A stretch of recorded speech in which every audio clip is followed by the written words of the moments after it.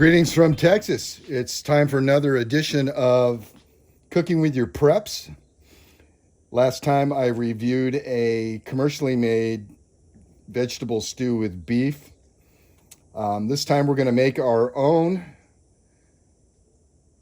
vegetable stew with beef using all shelf stable ingredients. So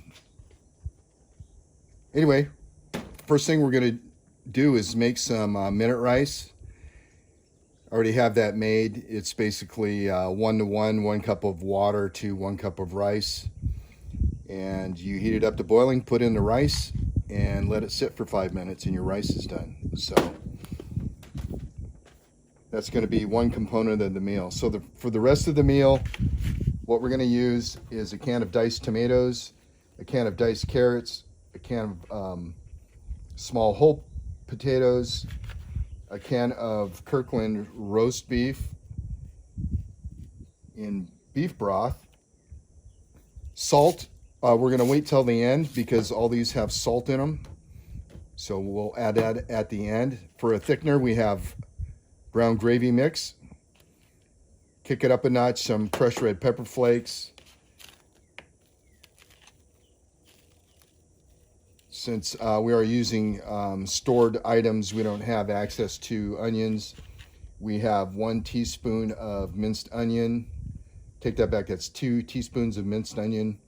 1 teaspoon of garlic powder. We have 3 bay leaves.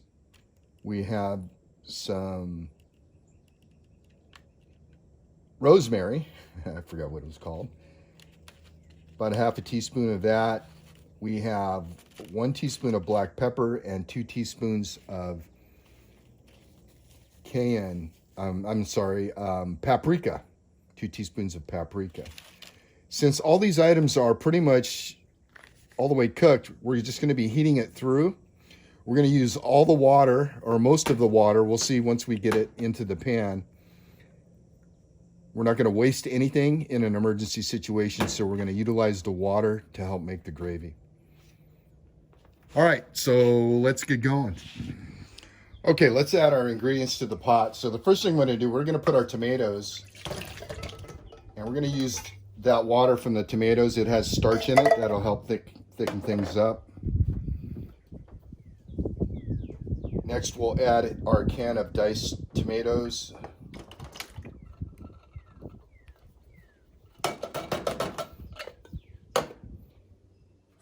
Next, we're going to add our beef with the beef broth because we want all that flavor. And that's looking like enough liquid, so I'm going to strain off the juice from this carrots. Okay, we've added our carrots. And you can see the amount of liquid we have there.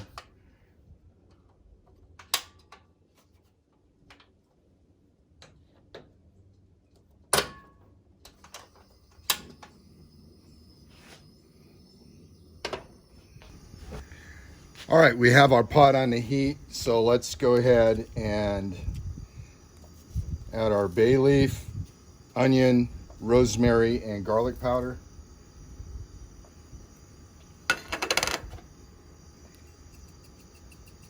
And then we're going to add our crushed red pepper. Oh, we forgot our black pepper and paprika.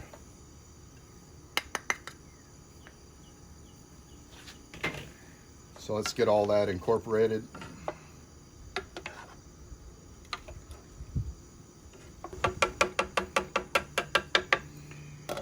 And once it gets bubbling, we'll add the gravy mix. Let's check on our stew.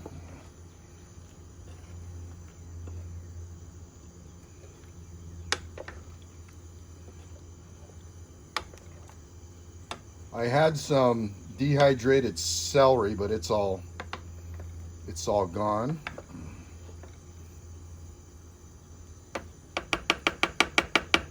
It's the only thing we're really flavor profile we're missing. Okay, we'll come back in a little bit. Okay, we got bubblification, so we're going to add our brown gravy mix.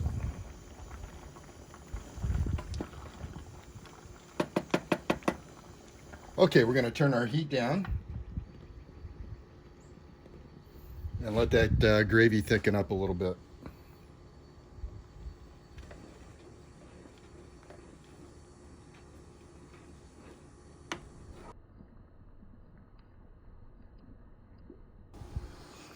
Okay, folks, I think we're going to call this done.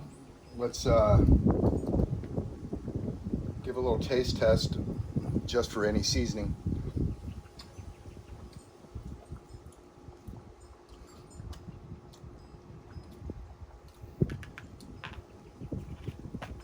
Okay, I don't think we need any salt. So let's go ahead and plate our rice. I'm not a big fan of minute rice, but this is an emergency. All right, let's plate our beef stew, or our vegetable stew with beef.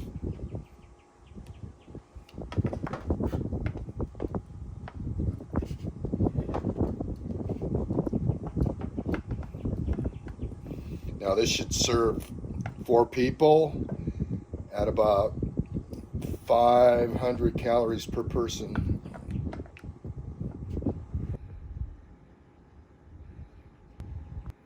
Okay, that's what we're looking at. Let's go ahead and give it a taste test. Let's get a little bit of everything here.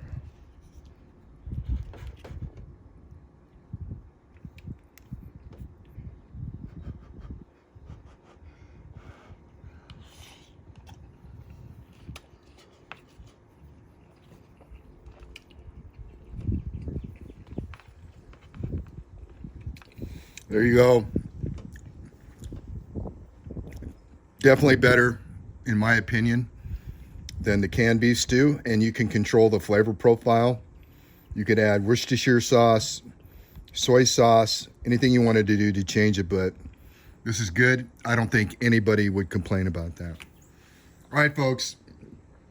That's another issue of cooking with preps, cooking with your preps. I hope you enjoyed this. And it's just another idea that you can use to make these canned and shelf-stable foods a little bit more palatable. Thanks for stopping by, and thanks for watching.